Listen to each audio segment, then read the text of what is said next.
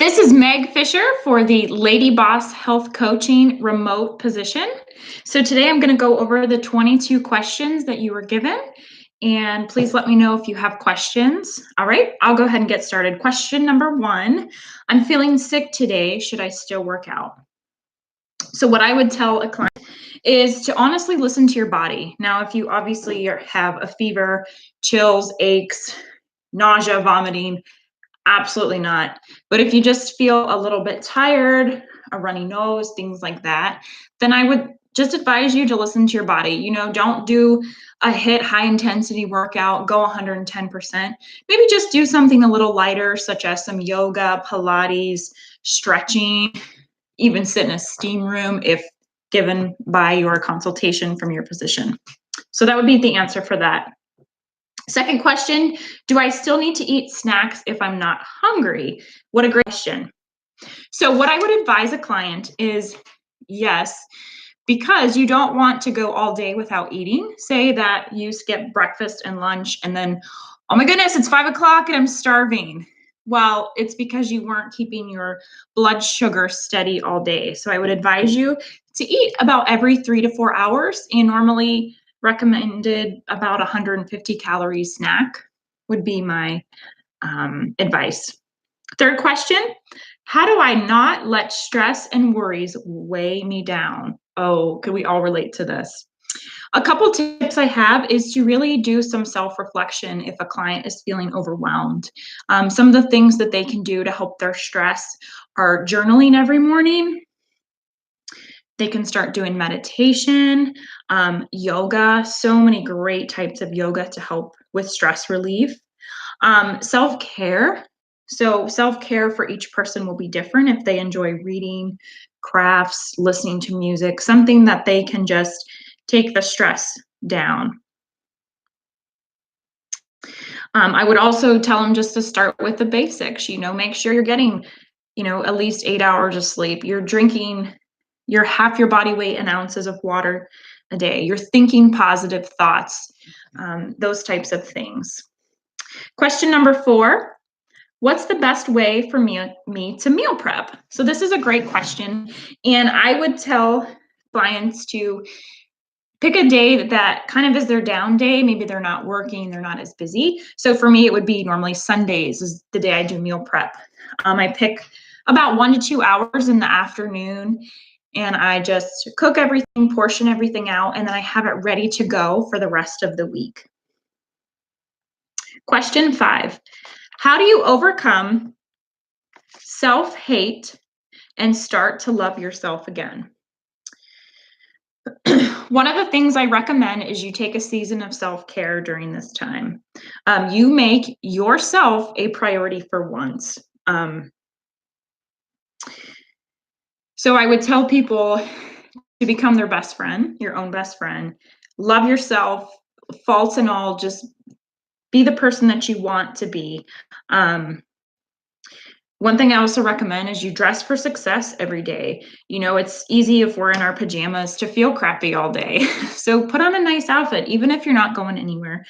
Dress for success, take care of yourself, do your hair and makeup, make yourself feel good. It's okay to want to do that. It's not selfish.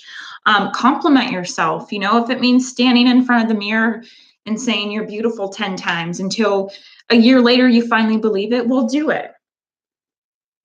And then finally, I want to say just surround yourself with positive people. Stay away from toxicity, especially when you're really trying to take care of yourself. Question number 6, I had knee surgery. What are some modification exercises for me? Excuse me. Well, the first thing I would tell them is to always seek their physician first to make sure that they are cleared to exercise, especially post-surgery. So once they go through that process, I would tell them to do exercises such as the elliptical, cycling, rowing machine, things that aren't as hard on the joints as, say, running. Yoga is also a great option. And then I would also tell them to go if they're at a gym, to go see a trainer, and a trainer can give them that one-on-one interaction to make sure that they're doing their form correctly, such as squats, because people do squats wrong all the time. It drives me crazy, and it can really cause more injury. So to have a professional there to guide them and kind of help them along that process. Question 7, what do you do for dinner on a night that's not a free meal as far as drinks and food? One of the first things I would say is to just limit your portions. Maybe eat half of what's on your plate, because portions are huge when we go out to eat. So eat half of it and then save the other half, and you can have it for lunch the next day, which is a great option. Another thing I would say is to go in there with a plan. Don't just show up hungry and then you never know, you're probably be more tempted to binge or something like that. So have a plan, know about how many calories you can have for that meal. And if you saved yourself something for dessert, maybe just have a few bites, really savor it. You know, something I really tell people to live by is the 80-20 rule, where 80% of the time you're eating healthy, balanced, you're exercising, and 20% just have fun. So if that means one of those nights, then do that. All right. Question number 8. I feel like I fell off this week. How do I get motivated again? Yes, I've heard this many times. So the first thing I would recommend is go back to self-care, that season when you know what you need to do. So if you have a list of 10 things that would be self-care, you can maybe pick and choose a couple from that if you feel like you've gotten off of the bandwagon. Another one is find accountability immediately. Let someone know that you're having a rough time, and maybe they are too, so you guys can take pictures together. If you both did a workout, send the other person pictures, just to hold each other accountable. And then another thing is to create a vision board. This is something that I have tried myself if I'm in a rut. And the vision board can be anything that you really want to make goals for. So say it's the bikini you want to fit into in the spring, or foods that you want to eat next week, or someone that inspires you. Sometimes that's all it takes, is just a little boost to get you going. All right. So where am I at here? Number 9, when I step off on the scale after working my butt off, it feels like a slap in the face. What am I doing wrong? First of all, I would like the client know that I'm sorry to hear that, because that is something that a lot of people have dealt with. And if you're truly giving 110%, then it's always good to go back and look. And we'll say, if you feel like you've been eating everything right, let's go back and look at portion control. Maybe you did eat everything off of your meal plan that week, but your portions were a little big. Let's look at that. You can also tell them to put in account hormones, water retention, sodium retention, things like that can change too. And so just remind them that the scale is just a scale. It doesn't define success. So that although weight loss is important and to see those numbers going down, other things are just as important. Say taking your measurements, your body fat percentage are equally as important, and then go by how they feel. So if they're feeling great, they're feeling healthy, they have energy, then go by that. Don't let the scale determine your happiness, is what I would tell them. Number 10, I was just diagnosed with type 2 diabetes. What should I do?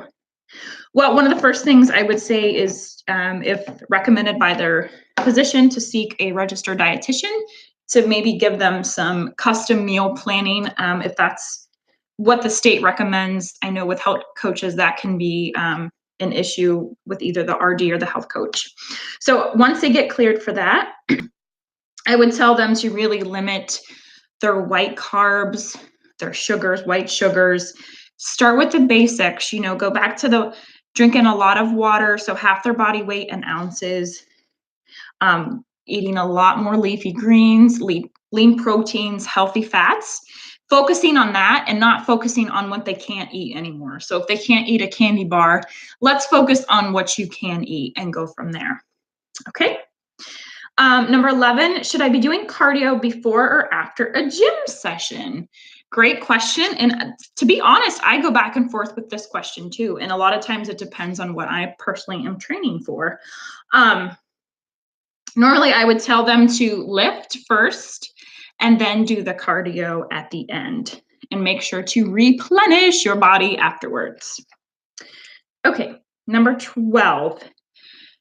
How do I put myself first without feeling the guilt of needing to take care of everyone else and everything? Great question. Definitely can relate to this. So what I would tell the clients is that you are a priority, and happy wife is happy life, right? Can I get an amen?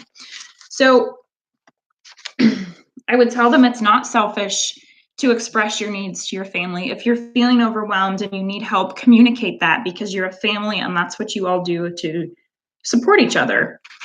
And a lot of times, if you're taking care of yourself, your husband's happier and your kids are happier because you are more balanced. So that's what I would tell them, to take the guilt away. And you can't give to other people if you're truly not giving to yourself. It's not healthy, and sooner or later it will cause a burnout. Question 13. While working out, your heart rate should be up, but how long is it safe to stay at your max heart rate? So as a personal trainer, this is something I'm really passionate about. I'll stick with the basics here though. Aim for about 15 to 20 minutes with 60 to 70% of your max heart rate. But that's just someone that's probably starting out. So maybe someone that's a little more advanced or has been running for a long time, then I would say about 30 to 45 minutes in that range. Question 14. I'm in a funk. How do I get myself out of it? Yes. So again, I would always tell them to go back to the foundation first. Go back to the basics. Are you taking care of yourself? Are you listening to your body? Are you getting good sleep? So we check those boxes off first. And then I'm going to tell them, find accountability with someone else. That's going to be huge. So whether you have a friend that you go to the gym with, that you take a group fitness class with, or you go online and you join the Lady Boss group and you find accountability there. Another thing I would say is to create that vision board. And in this process, it wouldn't even have to be just health, wellness, fitness. It can be a vision board for your life. What are your goals? What are your aspirations? Things to keep you going. And I would tell clients to keep that with them everywhere they go. I like to keep my little vision boards on my fridge. So if I'm feeling like I want to eat some ice cream, I look at that vision board and I'm like, no, I got this bathing suit to wear this spring. I'm going to do that. And another thing, again, dressing for success. It's easy to feel like poo if you're dressing like poo. Just dress like you love yourself and take care of yourself. Keep doing it until you start believing it. Fake it till you make it at first. That's what I always say. 15.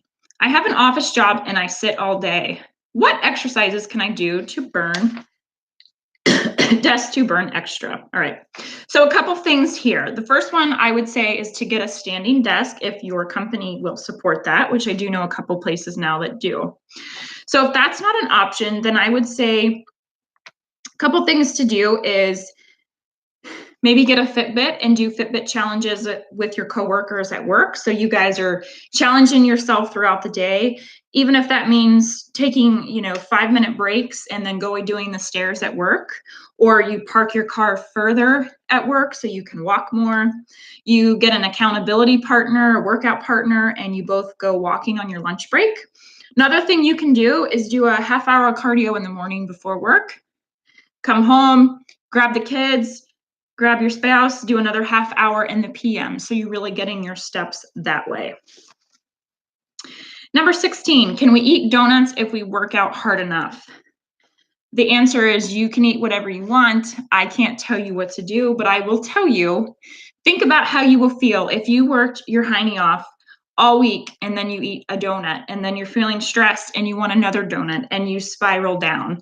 So that's a lot of times a question that only that person can answer. Sometimes people can have a few bites of a donut if that's their favorite food and walk away. But a lot of times people with emotional eating can't do that. They have a bite, they want more. Before they know it, they had half a dozen donuts and they feel like a donut. So I would always say, find an alternative. There are so many awesome recipes of healthy things that taste like donuts, to find an alternative. And that's a great idea. If that's not going away, I'm going to tell them to go for a walk and see if the craving goes away as well. 17, what are the best exercises to get rid of cellulite? First thing I will tell them, there are no magic things here. The best thing you can do is to eat clean, 80-20 rule, 80% clean eating, healthy, good quality water, 20% is more relaxed, having fun. So it starts there, drinking lots of water and exercise. So diet is key for this one. 18, I need help with self-sabotage. How can I help this? Okay, so I love this one. This is something I'm passionate about. To get out of that cycle, I go to the foundation again. The toxic beliefs would be the second part, get out of that cycle. If you find yourself, you're catching yourself in that cycle where you're thinking negatively, sometimes I tell people, write stop really big or picture it in your head, stop, and say 5 positive things about yourself, or get on the phone, call a friend, do something positive to yourself to get out of that negative cycle. Another thing is replace the toxic thoughts with good ones. This takes practice. You don't just wake up and think 100 great things about yourself. I mean, most people don't. So you really have to reprogram your mind, just like you have to exercise and train your muscles. You have to train your mind to get out of self-sabotage, and always, seek professional counseling if needed, because that is always out there to help you. 19, I'm scared to go to the gym because I'm afraid people will judge me. How do I overcome this? Yay, I love this one. So the first thing I would tell them is that most people are actually intimidated at gyms, and they're not alone. So first thing I would say is, if you're joining a gym, find a group fitness class that you would love. Go every week if you can. Get to know the instructor, get to know the people, and make that your tribe, because these people all share the same passion of the same workout. You guys can hang out after class, and right there you have a community that you can hang out with. So cool. As a military spouse who moves a lot, I can tell you that has helped me immensely. Another option is, if you join a gym, most gyms offer a free course or something where the trainers show you all of the equipment, where it's at, things like that. So you can do that, and it's free, and then you won't feel so intimidated walking into the gym not knowing where to go. Right? Number 20, how do you overcome mindless eating? I'm really struggling right now with it, listening to my body and stopping when I'm full. Love this question. So again, we go back to training the brain, training the mind. I would recommend having boundaries with food. We have boundaries with everything else in our life, with relationships and things. So why wouldn't we have boundaries with food? If you find that you eat a portion of something and then you want another portion, well, make it a boundary where you only have one portion. Or maybe you binge when you're standing up. So make it a boundary that you only sit down when you're eating, and you're not on your cell phone, you're not distracted.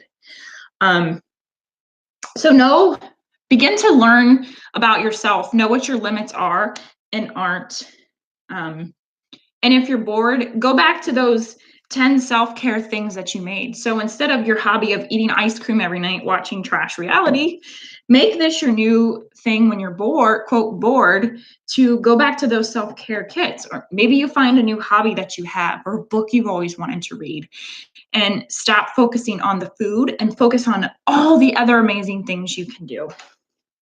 And another thing is prayer. Make that a priority, to really just trust God where he'll take you with that. All right, 21. How do you respond to sabotagers, even those with good intentions, like family members? Ooh, that's a good one. So first thing I would say is to have boundaries. It's great to have boundaries in food, as we talked about, but also have boundaries with people. Perhaps know what you can and can't say. What crosses the line. If you know your family members well, you're probably going to know what makes them tick. So proceed with caution, but do it in a very, very loving way. Another thing is maybe share them the story or struggle that you had. It's sometimes if people can tell that, hey, you're human too, I can relate to you, it's easier for that person to open up, if that makes sense. And finally, number 22, now from your perspective, we would also love to hear a little bit about yourself, your own transformation, how it impacts your coaching lifestyle. All right, so my name is Meg Fisher, and I have been passionate about health and wellness for honestly my whole life. I mean, you ask anybody that knows me, this has been my thing forever. I'm a military spouse. My husband has been in the military for over 10 years. So we move a lot, and fitness and wellness has been a huge part of it because we move so much. I meet so many people, and I've had to adapt quickly how to meet other people. I understand a lot of these frustrations of feeling lonely or mindless eating or not feeling welcome in a gym. So I do feel like I can relate to people in that way. A couple other things, we live in Camp Lejeune, North Carolina, right by the beach. We have a beautiful daughter. Her name is Sydney. She's 4, and we have lots of animals. I am the crazy cat lady. That's some fun facts. So my transformation, I had an eating disorder in my teens. I was anorexic, and then kind of in college, it turned into bulimia. And then when we got married, it kind of cycled into emotional eating. So the root of mine was always my emotions. It was just different ways that I dealt with them. And when I really took a step back and realized I wanted to change my life, and I did, I took action. The things that helped me transform was God. My faith is very important to me. And I just realized how blessed I was to have this body, and it is a lifelong process to love yourself. And that's why I really feel like I can relate to a lot of women, because I have been through all of these questions, and I feel the pain. I really do. So it makes me even more passionate to be where I am today. I've never been healthier, happier, more in shape than I ever have been, which is why I'm so ready to share with the world and help them. That's how it really does impact my coaching style, because I can relate to these women, especially the emotional eating parts, the stress eating, things like that. A lot of women deal with these issues. I thought these questions were awesome. And I'm the type of person that I really understand how people feel, especially in this area, which makes me a great coach because I'm a good listener. And sometimes all people need is for someone to listen. And I think that's what is so great about me being a health coach. I can listen, but I also have the education. I mentioned in my resume, I'm a health coach. I have a master's in holistic nutrition, a degree in exercise science. I'm a personal trainer, group fitness instructor. I'm finishing my Doctor of Naturopathy program at the end of this month. So I have the passion, I have the knowledge, and I really am the complete package to help you guys in your business. So thank you for your time, and I hope to hear from you guys soon. Bye-bye.